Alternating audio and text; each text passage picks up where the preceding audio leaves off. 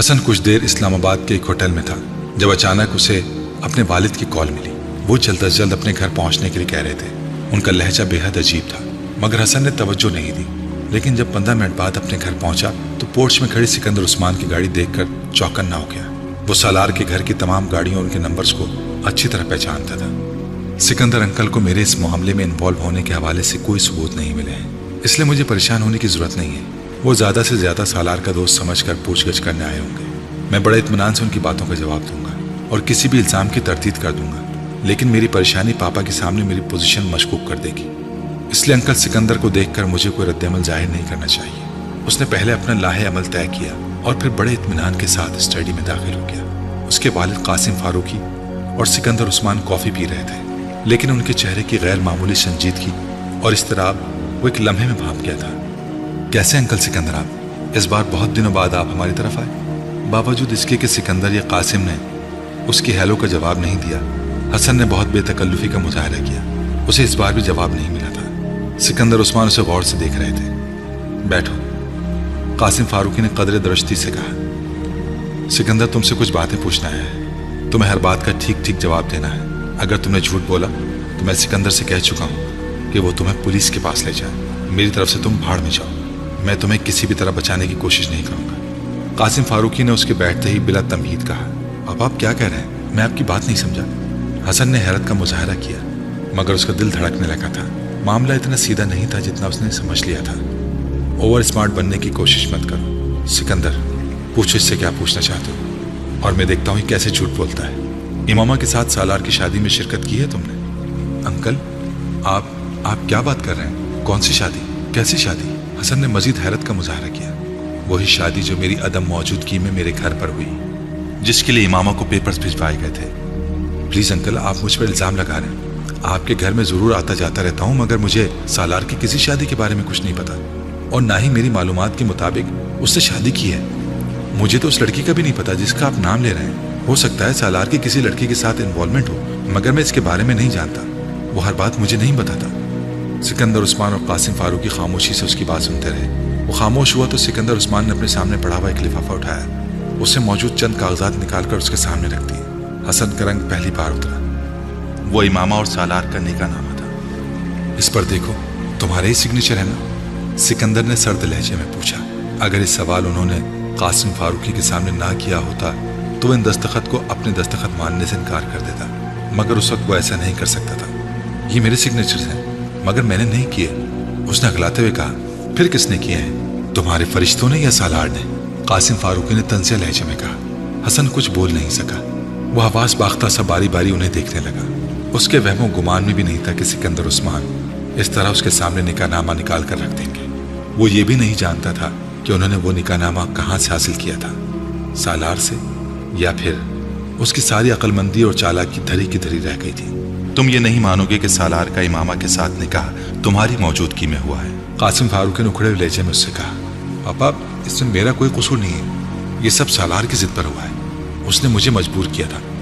حسن نے یکدم سب کچھ بتانے کا فیصلہ کر لیا تھا۔ کچھ بھی چھپانے کا اب کوئی فائدہ نہیں تھا۔ وہ جھوٹ بولتا تو اپنی پوزیشن خراب کرتا۔ میں نے اسے بہت سمجھایا تھا مگر قاسم فاروقی نے اس کی بات کاٹ دی۔ اس وقت تمہیں یہاں صفائیاں اور وضاحتیں پیش کرنے کے لیے نہیں بلایا۔ مجھے صرف یہ بتاؤ کہ اس لڑکی کو اس نے کہاں رکھا ہوا ہے۔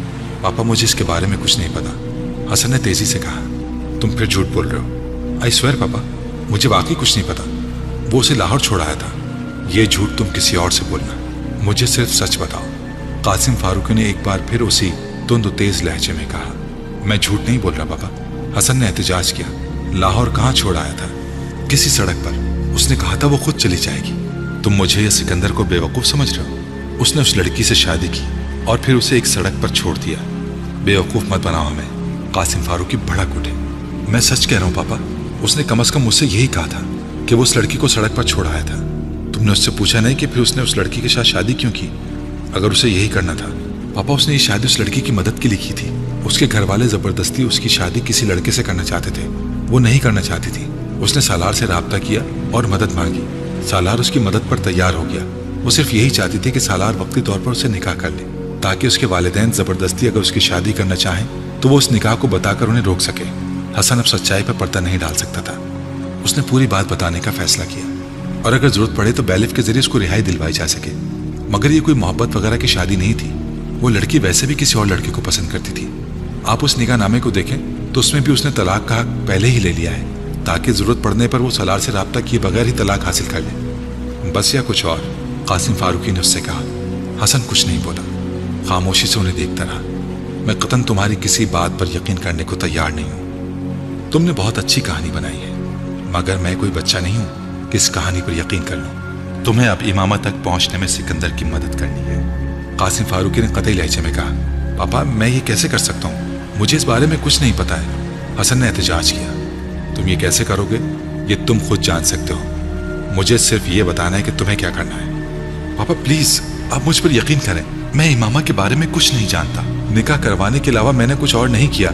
हसन ने कहा। तुम उसके इतने करीब हो कि अपनी खुफिया शादी में वो तुम्हें गवाह के तौर पर ले रहा है, मगर तुम्हें यह नहीं पता कि उसकी बीवी घर से भागने के बाद अब कहाँ है। मैं ये मानने पर तैयार नहीं हूं हसन, किसी सूरत भी नहीं। कासिम फारूकी ने दो टोक अंदाज में कहा। तुम्हें अगर पता नहीं है तो भी तुम उसका पता कराओ कि वो कहाँ है। सालार तुमसे कुछ नहीं छुपाएगा। पापा, वो बहुत सी बातें मुझे भी नहीं बताता। वो सब बातें तुम्हें बताता है या नहीं? मैं फिलहाल सिर्फ एक चीज में दिलचस्पी रखता हूँ, वो इमामा के बारे में मालूमात हैं। तुम हर तरीके से उससे इमामा का पता हासिल करो, और सालार को किसी भी तरह ये पता नहीं चलना चाहिए कि सिकंदर को उसकी शादी की इत्तला मिल चुकी है या उसने इस सिलसिले में तुमसे कोई मुलाकात की है। अगर मुझे पता चला कि सालार ये बात जान गया है तो मैं तुम्हारा क्या हशर करूंगा, ये तुम्हें याद रखना चाहिए। मैं सिकंदर को तो पहले ही इजाजत दे चुका हूँ कि वो हाशिम मुबीन को तुम्हारा नाम दे दे। इसके बाद हाशिम मुबीन तुम्हारे साथ पुलिस के जरिए निपटे या किसी और तरीके से, मैं बिल्कुल परवाह नहीं करूंगा। अब तुम ये तय कर लो कि तुमने सालार के साथ दोस्ती निभानी है या फिर इस घर में रहना है। कासिम फारूकी ने कतईयत से कहा। पापा, मैं कोशिश करता हूँ कि किसी तरह इमामा के बारे में कुछ मालूमात मिल जाए। मैं सालार से उसके बारे में बात करूंगा। मैं उसे ये नहीं बताऊंगा कि सिकंदर अंकल को इस सारे मामले के बारे में पता चल गया है। वो मैकानिकी अंदाज में दोहराता जा रहा था। वो इस बार वाकई बुरी तरह और खिलाफ तवक्को फंसा था।